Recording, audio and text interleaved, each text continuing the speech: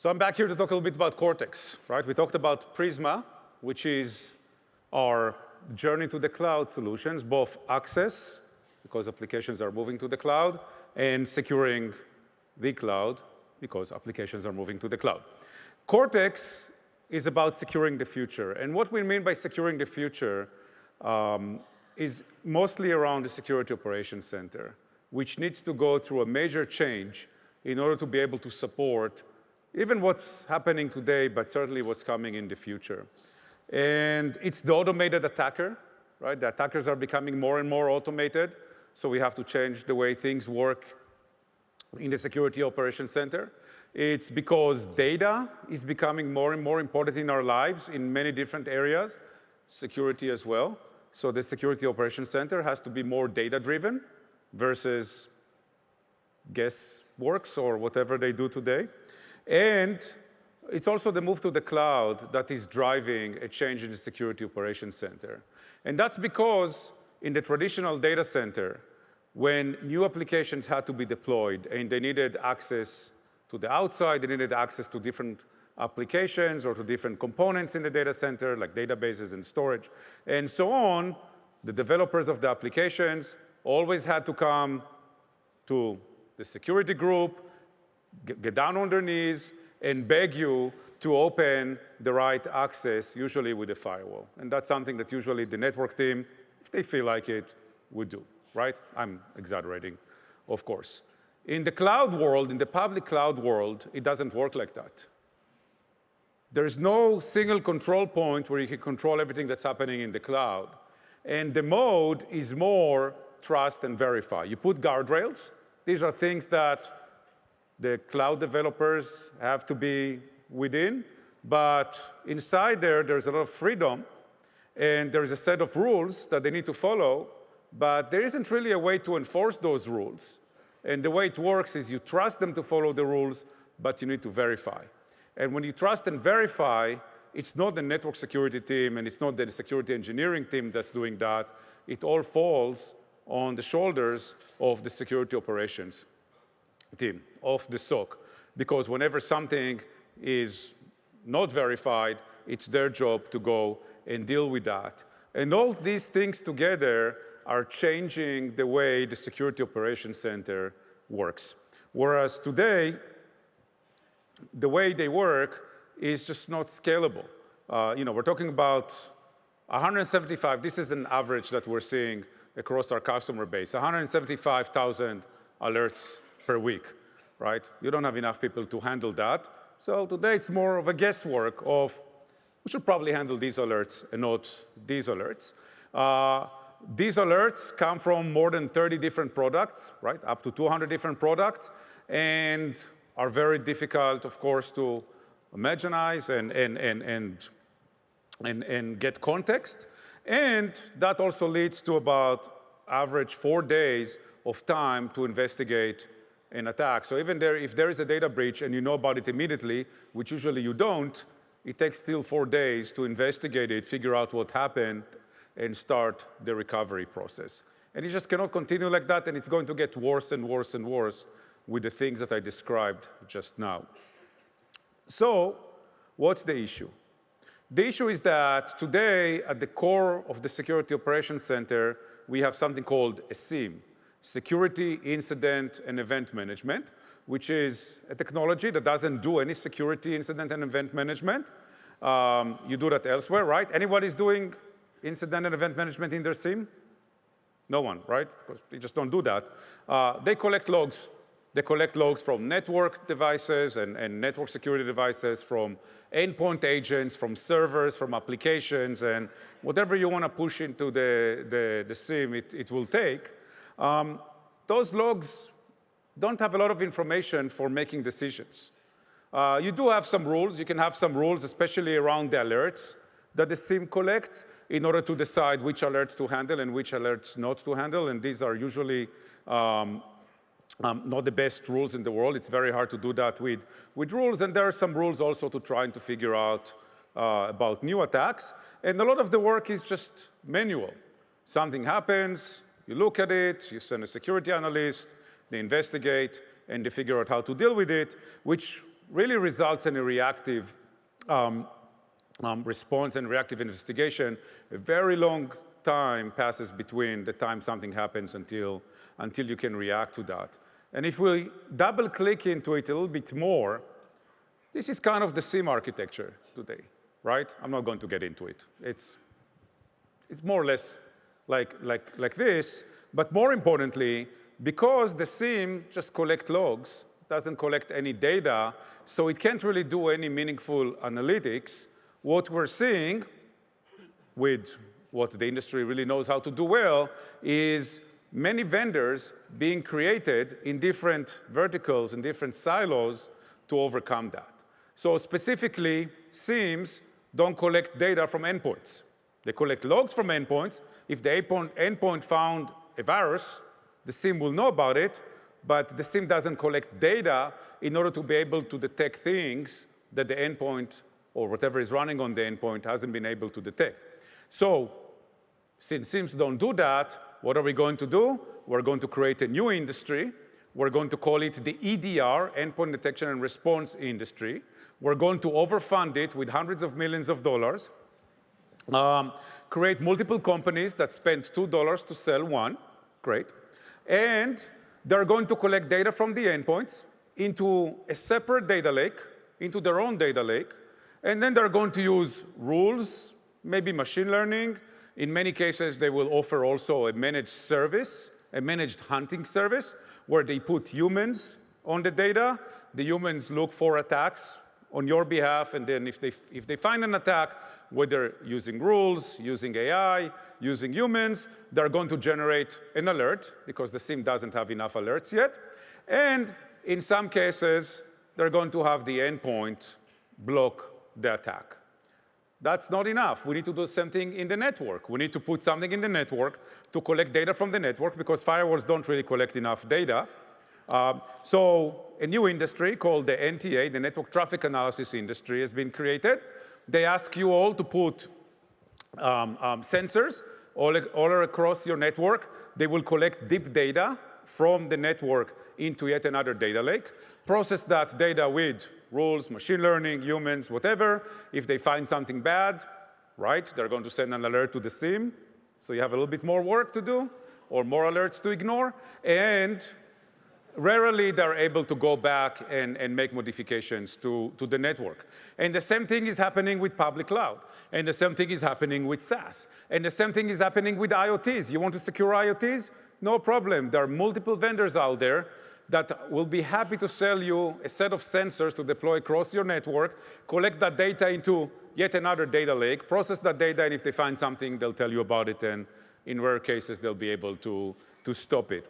This cannot continue, okay? Now, this is not the first time I show this slide.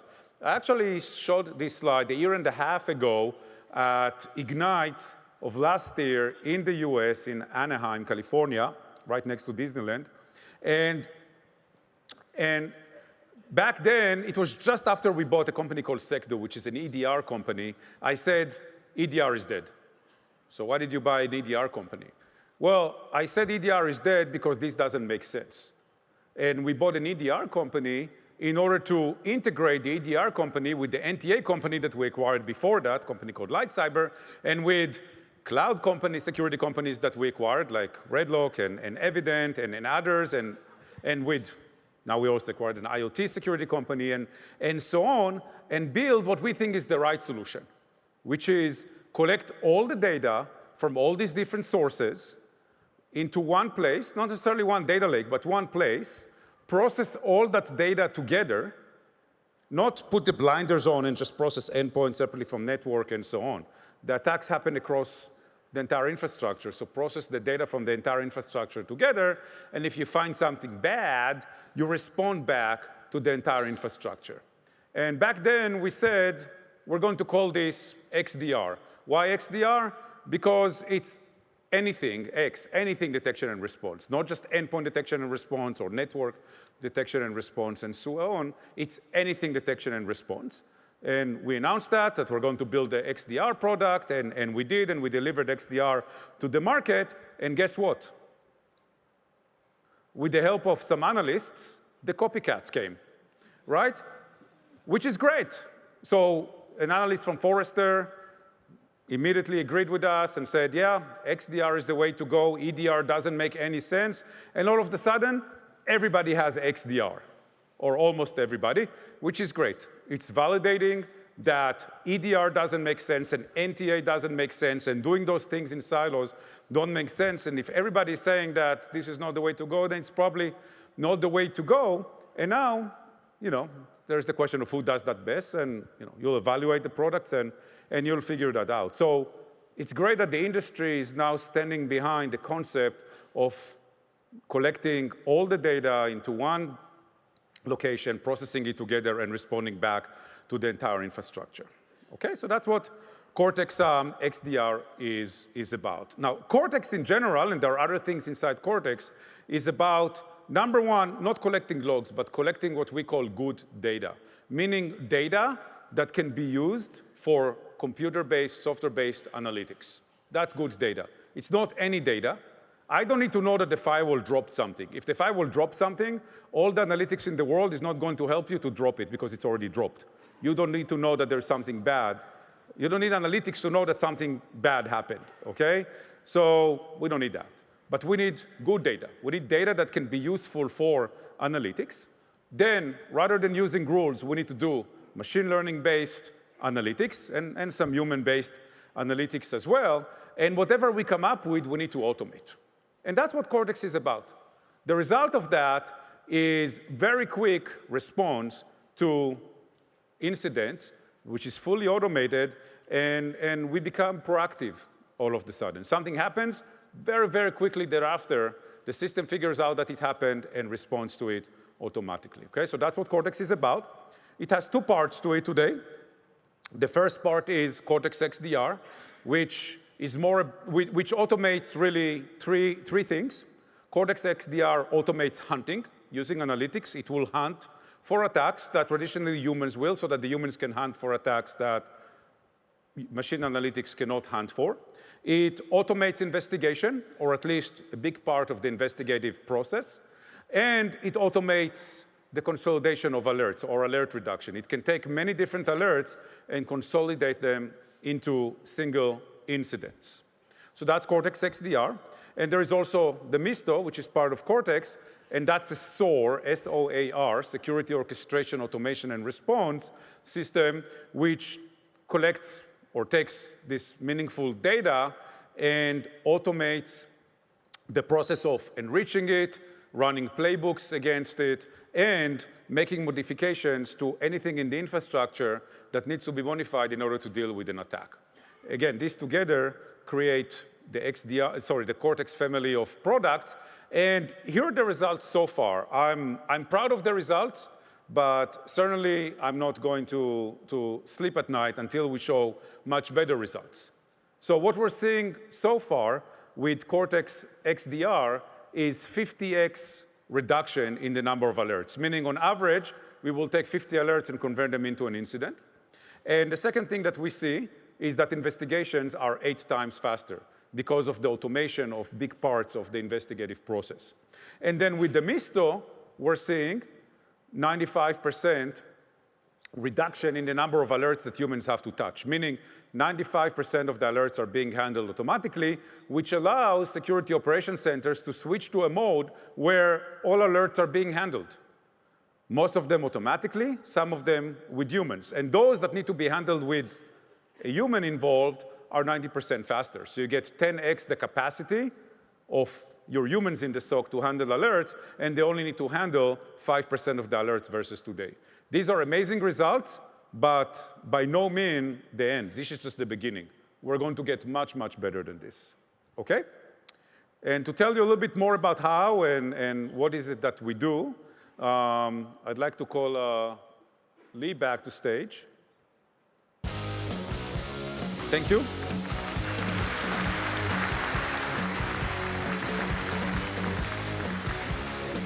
All right. Awesome. So if we take what Nir said, I have to try to simplify things in my own brain. I simplify it down to what you see here. Step 1, prevent everything you can possibly prevent that is known to be bad. That's a good first step.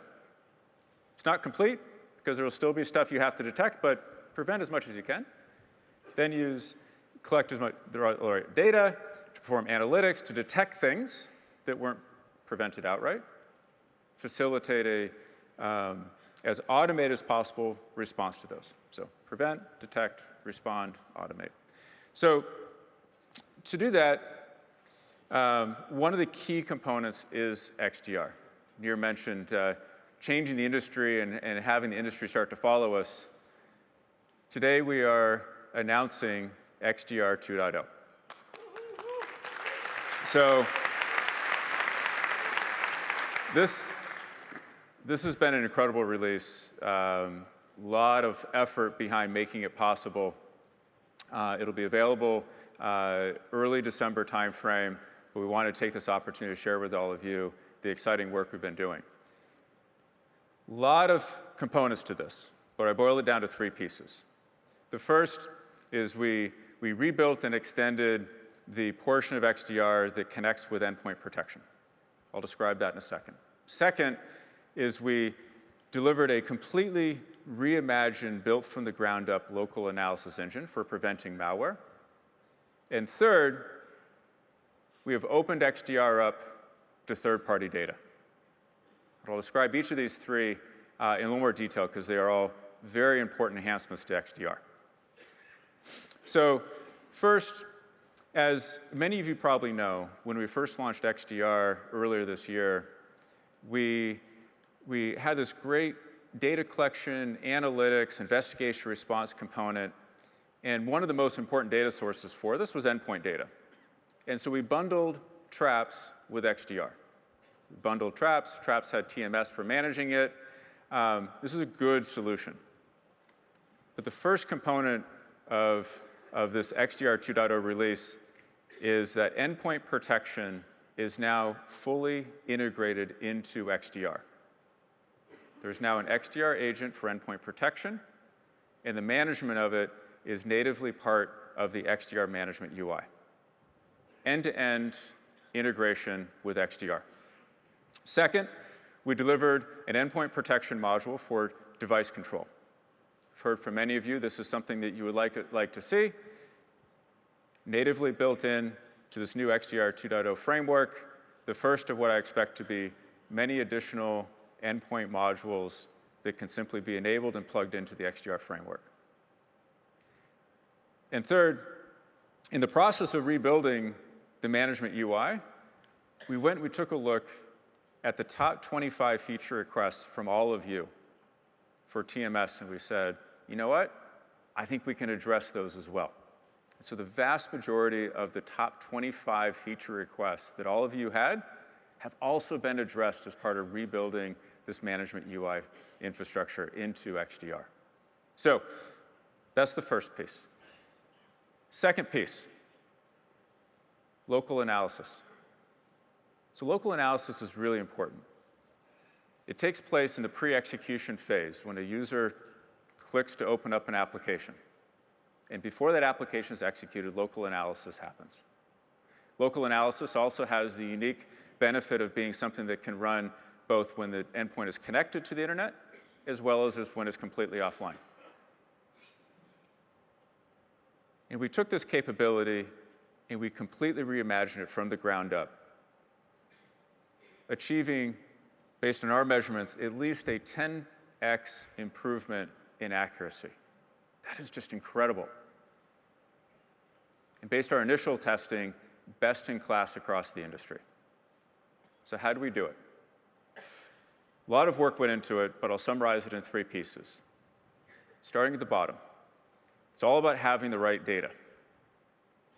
Leveraging, in particular, all of the data that Wildfire collects, but then extending that with some third-party sources as well, we are able to build a fantastic and broad set of curated data about known bad and known good. This is the data that's used to train the local analysis engine. So the broader that data set is, the better the results are going to be. Second, we went through an extensive process of evaluating hundreds of thousands, if not millions, of different file attributes. to figure out which are the most accurate in predicting whether a new file that's never been seen before is good or bad. And we selected from that the right set of file attributes that we would use. And then the third piece is we found a way to solve one of the challenges in local analysis, and that is the frequency of upgrading the training models. We can upgrade and update this training model basically as fast as we want to. We can easily do it every day if we needed to, do it every week. That is really important. As we see changes in the attack landscape, it allows us to adapt very quickly to changes. So really, it's the combination of all three of these that really allowed us to achieve the results that we're seeing with this new engine. And third, and might be the only time that you see me have a slide with some of these vendors on it. No, that's not true. We'll have more of these. Look, in the effort to become the foundational platform of choice, it does mean that we will be integrating with other companies out there. Sometimes those companies will be partners of ours, and sometimes they might be competitors of ours. But we recognize that many of you do have heterogeneous environments. And instead of simply saying, it's okay to have blind spots, no. We're going to take that data in, and we're going to use it to provide the best analytics and outcomes we possibly can. A week and a half ago, we added the first of these vendors. Cortex XDR is now collecting checkpoint alerts and logs and using those for analytics and investigation and response. And as part of the December release of XDR 2.0, the other vendors you see here will also become part of Cortex XDR. So in addition,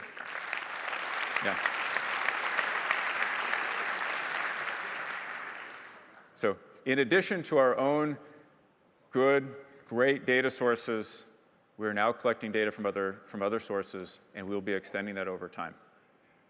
You know, it's funny, when we acquired Demisto back earlier this year, one of the main questions I got from folks was, are you going to maintain the open connections with Demisto? Are you going to maintain these third parties, even when those third parties might be competitors of yours? I said, oh, absolutely, we're going to do it. And I told them again, I said it again, I said it again. It was really important. It's foundational to the value of the product. And I think everyone wasn't quite sure whether we were going to really maintain that commitment. And instead, we're extending that commitment across other products, including XDR. And our customers are recognizing it too. XDR has really taken hold since we released it earlier this year. This is a case where Cortex, as well as many of the other components and products from Palo Alto Networks, are protecting the entire state of North Dakota. It's not often that you have the opportunity to protect an entire state. And this is a customer that's been very involved in our approach and the capabilities we've been building out and helping to drive the direction. And you can see the value that they're getting out of it. Now, there is a certain amount of automation that's built into XDR. But the real automation platform is, of course, with Demisto. And Demisto supports a wide range of automation use cases. Many of these are what would fall under the broad definition of SOAR. Some of these even extend beyond that definition of SOAR. And we are seeing incredible traction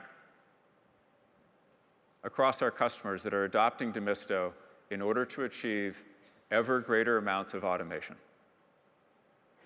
The future of cybersecurity simply cannot rely on massive amounts of manual effort.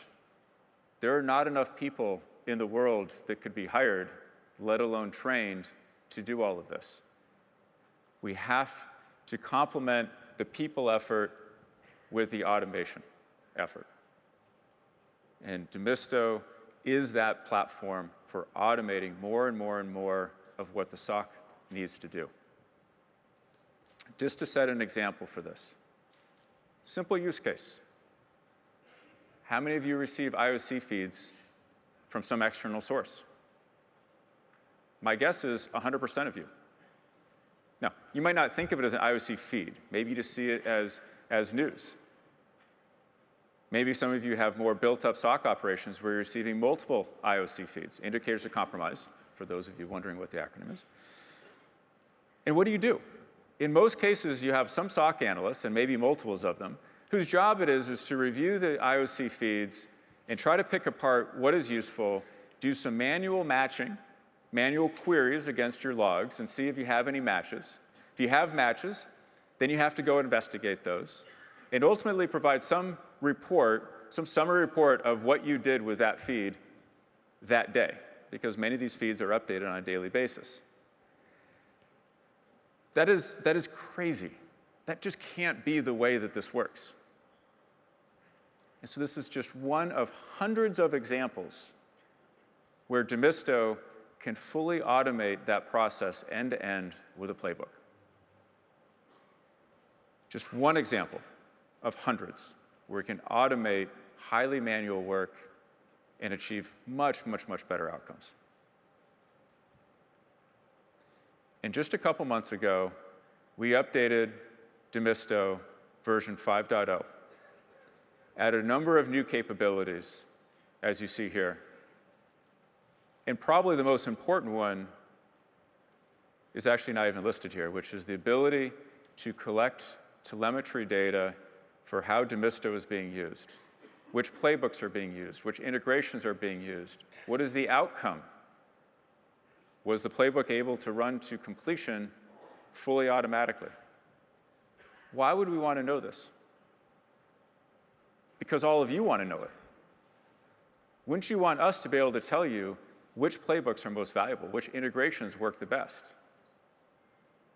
And we're starting to get that telemetry data, and you'll start to see the benefits as customers of Demisto, where we're able to give you more insights into how to get the most out of this platform.